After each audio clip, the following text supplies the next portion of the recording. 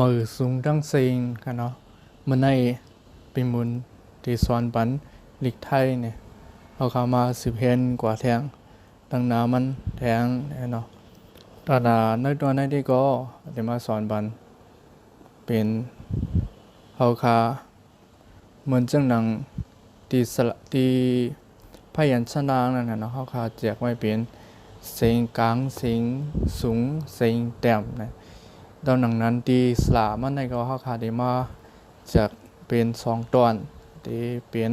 สละเสียงสั้นกับสละเสียงยาวเนี่ยเขาคาได้มีอยู่2 ตอนยาวก็ได้มาทางวรรณยุกต์เนี่ยเขาคาดีกว่าใน3 ตอนในตอนในครับเนาะก็เป็นนั้นเขาคามาติเห็นกว่าครับเนาะในก็เป็นสละเสียงสั้นกับสละเสียงยาวเนี่ยสละเสียงปอดเลยตั้งสละเสียงยาวเนี่ยครับเนาะดีสละเสียงปอดในก็จะมีอยู่สละอาสละอีสละอือสละอูสละเอสละแอสละโอสละอสละเอสละแอสละเอือสละอัวเนี่ยซึ่งในที่เป็นสระเสียงปอดเนาะกำแนวคามาด้วยดีสระเสียงยาวในก็จะมีอยู่สระอาสระอีสระอือสระอูสระเอสระแอสระอูสระอสระเอสระแอสระเอือสระอัวเนี่ยที่จากกว่าซึ่งในที่จะเป็นสระเสียงยาวนี่ครับเนาะให้สังเขามาแจกออกเป็นสระเสียงปอดสระเสียงยาวเนี่ยที่ในก็แปลว่าสระเสียงปอดอันนั้นก็ตีเลยออกเสียงปอดว่าอะอีอืออูเนี่ยที่จากกว่าเจ้าในเลยที่ว่าเขาเจ้าในที่เป็นเสียงปอดนี่ครับเนาะที่เสียงยาวเนี่ยก็ย้อนปืนมันออกเสียงยาวเลยครับค่ะดังนั้นเอามาเป็นสระเสียงยาวนี่นะเนาะนี่ก็เป็นอา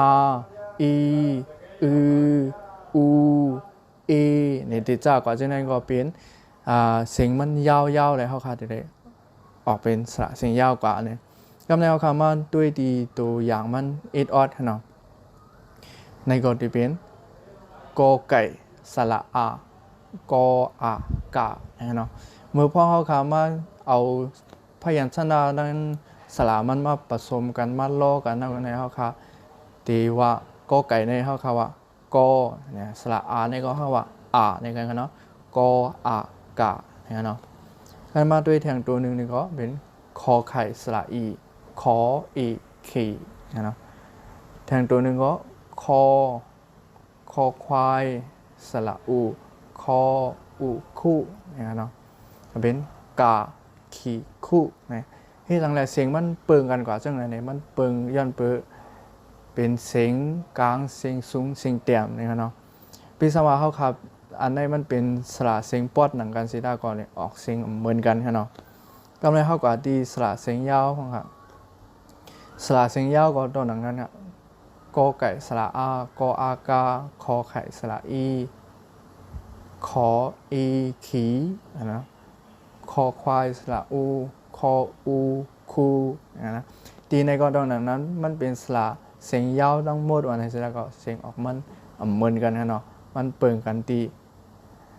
พยัญชนะมันเป็นเสียงอันเลยนี่ก็เด็กออกกว่าจอมจังนั้นในขณะก็เพื่อนั้นสังว่าในภาษาลิกไทยในอันเป็นเสียงกลางเสียงสูงเสียงต่ำฉะนั้นมันลำลองเขาขาดอะไร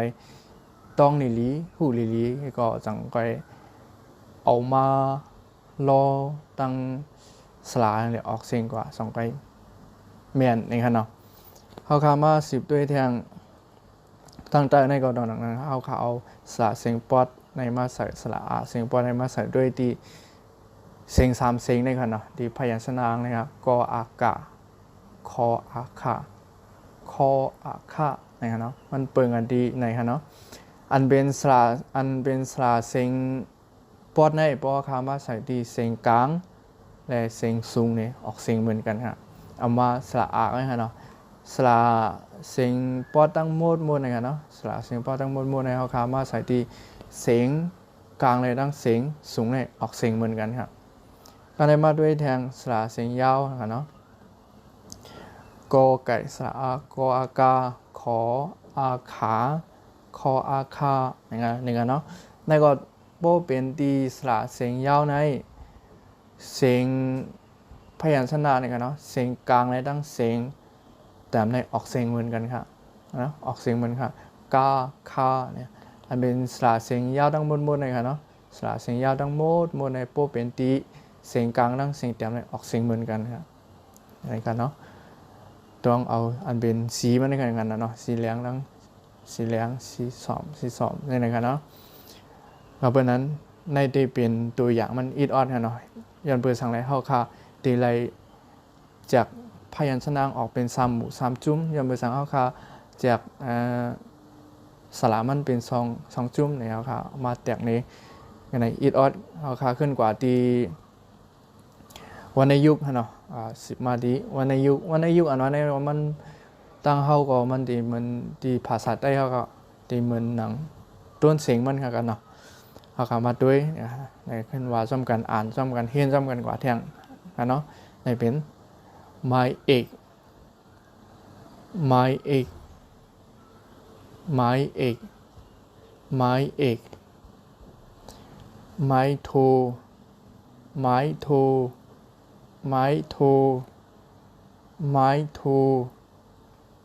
ไม้ตรีไม้ตรีไม้ตรีไม้ตรีไม้จัตวาไม้จัตวาไม้จัตวาไม้หันอากาศไม้หันอากาศไม้หันอากาศไม้หันอากาศไม้ไดคู่ไม้ไดคู่ไม้ไดคู่ไม้ไดคู่ไม้ไดคู่ไม้กลันไม้กลันไม้กลันไม้กลันไม้กลันเนาะในเป็นวรรณยุกต์เนาะวรรณยุกต์ไม้เอกไม้โทไม้ตรีไม้จัตวาไม้หันอากาศไม้ไดคู่ไม้กลันเนาะนี่ก็เป็นแทงตัวหนึ่งก็เป็นไม้ยมกไม้ยมกไม้ยมกไม้ยมกไม้ยมกอันนี้ได้เป็นเขาขาดใจมือเขาขาดแต่เลยออกข้อความ2 กำซ้อนกันนั่นค่ะเนาะเหมือนตั้งเขาก็น้ำกำจะในขณะเนาะโปว่าไม้ยมกในมันกับมีดีข้อความตัวแล้วก็ข้อความนั้นตัวในซ้ำกันออกมาเป็น2 กำมันจะไหนค่ะเนาะเอาค่ะในตอนในนี่ก็เขาขาเห็นมาเป็นสระเสียงสั้นกับสระเสียงยาวกับวรรณยุกต์นะเนาะเราค่ะเห็นมาก็จะมีอยู่3 ตอน3 อันในค่ะเนาะเอาค่ะตอนได้ก็ย้อนกึดหรือไว้ที่ไหนจองไกลขึ้นมาทบกันได้ตอนเห็นเหมือแทงตั้งนานี่ค่ะเนาะเหมือสูงทั้งเสียงค่ะ